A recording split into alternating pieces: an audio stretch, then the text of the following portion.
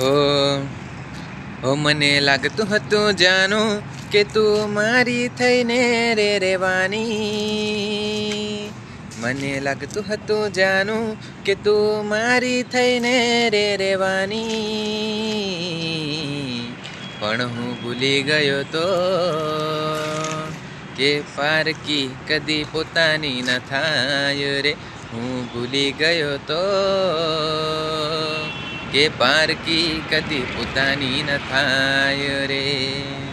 હો મને લાગતું હતું જાનું કે તું મારી થઈને રે રેવાની.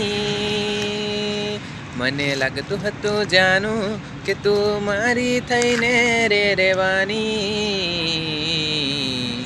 પણ હું ભૂલી ગયો તો કે પારકી કદી પોતાની ન થાય રે.